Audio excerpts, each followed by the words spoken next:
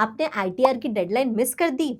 Tension मत लो, क्योंकि आज के इस वीडियो में हम डिस्कस करेंगे belated ITR for financial year 2024-25 यानी सेक्शन 139(4), उसकी penalties, limitations and how to file belated ITR for financial year 24-25। तो अगर आपने इस साल का आईटीआर फाइल करना मिस कर दिया है तो ये वीडियो आपके लिए एक रेस्क्यू प्लान हो सकता है, तो इसे एंड तक जरूर देखिए। तो बिना देर किए लेट्स गेट स्टार्टेड। तो आखिर बिलेटेड रिटर्न होता क्या है? तो अगर आपने रेगुलर डेडलाइन पर अपना आईटीआर रिटर्न फाइल नहीं किया है, जो कि फाइनेंशियल ईयर 24-25 के लिए थी 16 सितंबर 2025, तब भी आप बिलेटेड रिटर्न फाइल कर सकते हो अंडर सेक्शन 139(4). इस बिलेटेड रिटर्न को आप 31 दिसंबर ऑफ नेक्स्ट ईयर, मतलब फाइनेंशियल ईयर 24-25 के लिए 31 दिसंबर 2025 तक फाइल कर सकते हो। लेकिन बिलेटेड रिटर्न फाइलिंग आपके लिए कुछ पेनल्टीज और लिमिटेशंस भी लेकर आता है। तो बिलेटेड रिटर्न आपके लिए लेट फीस लेके आता है अंडर सेक्शन 234(f), जो होती है अगर आपकी ग्रॉस टोटल इनकम 5 लाख से कम है तो ₹1000, पर अगर आपकी ग्रॉस टोटल इनकम 5 लाख से ज्यादा है तो ये लेट फीस होती है ₹5000। इसके साथ ही आपके ऊपर section 234A, B and C के अंदर इंटरेस्ट भी लगता है।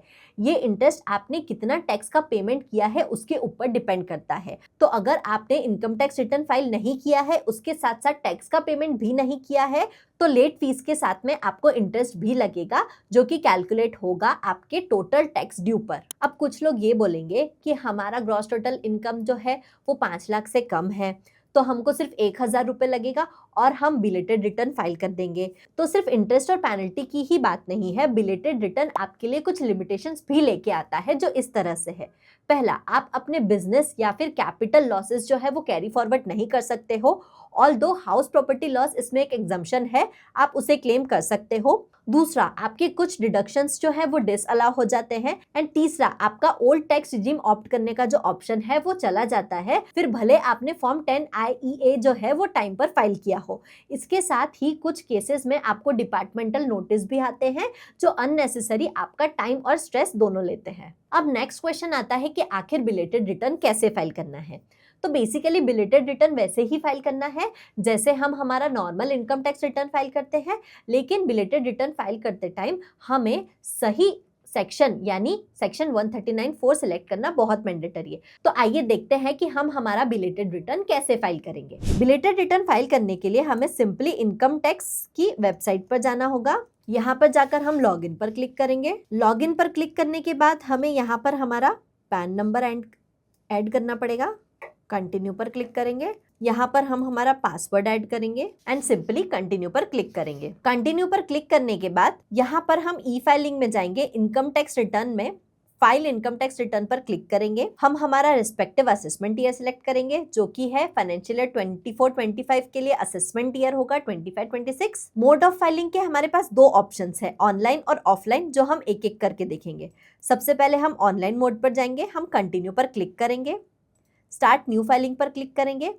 यहाँ पर हम हमारा एप्लीकेबल स्टेटस क्लिक करेंगे, इंडिविजुअल, HUF या अदर्स, जो है इंडिविजुअल। कौन सा आईटीआर फाइल करना है हम वो सिलेक्ट करेंगे, हमारे केस में आईटीआर 4 करते हैं। ओके पर क्लिक करेंगे एंड लेट्स गेट स्टार्टेड पर क्लिक करेंगे। यहाँ पर हम reason for filing of income tax return में सिलेक्ट करेंगे, अदर्स सिलेक्ट करेंगे एंड कंटिन्यू पर क्लिक करेंगे।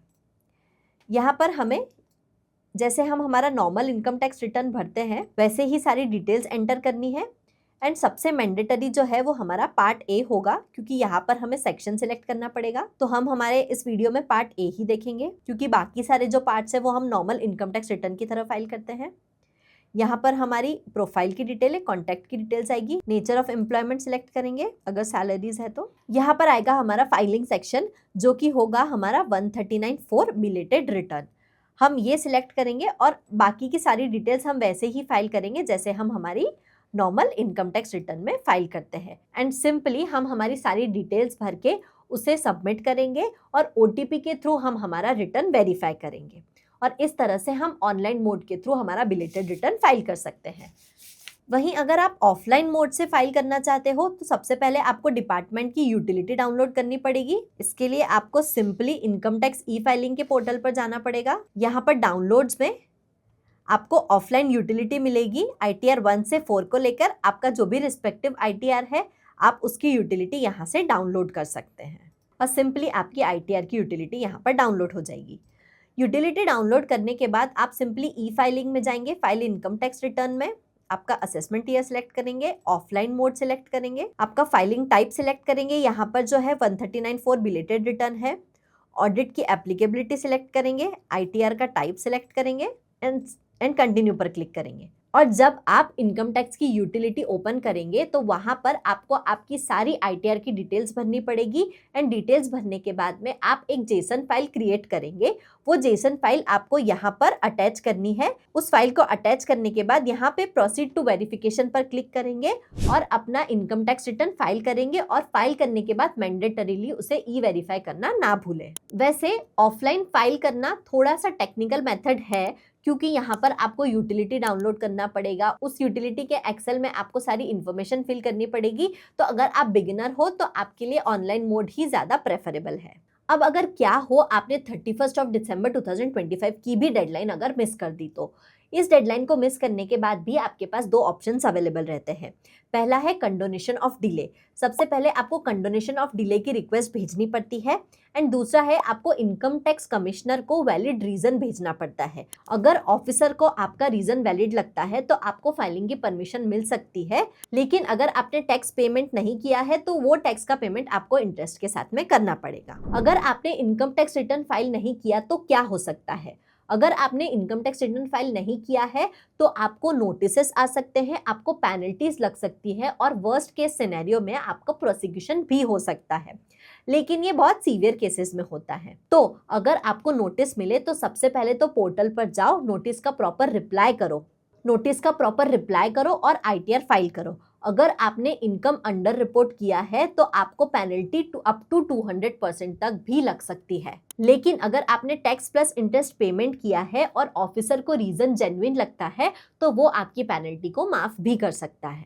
लेकिन ये सब कुछ बहुत ही ज़्यादा स्ट्रेसफुल और टाइम कंज्यूमिंग हो सकता है। तो सबसे बेस्ट ऑप्शन तो यही है कि अगर आपने अभी तक ITR फाइल नहीं किया है तो उसको आप 31 दिसंबर 2025 के अंदर बिलेटेड रिटर्न में फाइल कर दे, बिलेटेड रिटर्न अंडर सेक्शन 139(4) के अंडर फाइल कर दे और जो भी आपका लेट फीस और पेनल्टी या फिर इंटरेस्ट लगता है उसको पेमेंट करके फ्री हो जाए। कभी कभी बिजनेस करना बहुत ही ओवरवेलमिंग हो सकता है, क्योंकि आपको इतने सारे कंप्लायंसेस जो है वो एक साथ याद रखने पड़ सकते हैं।